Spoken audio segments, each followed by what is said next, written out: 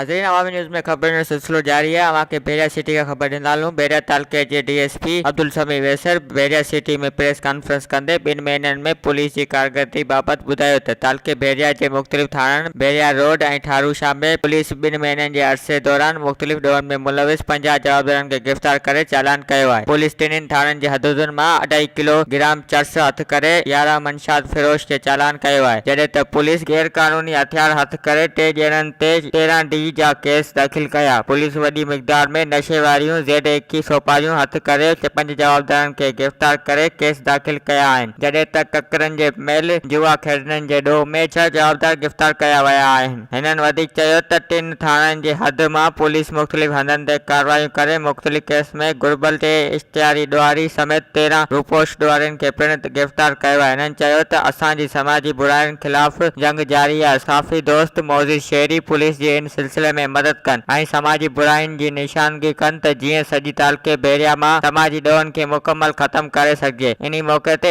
SHO ठारूशा राजा Naveed, SHO Bairiya Nadir भट्टी पिणु मौजूदु हुआ। वधीक ख़बरनि ऐं तफ़सील लाइ विज़िट कयो अवामी news Facebook page, YouTube page ऐं अवामी न्यूज़ वेबसाइट।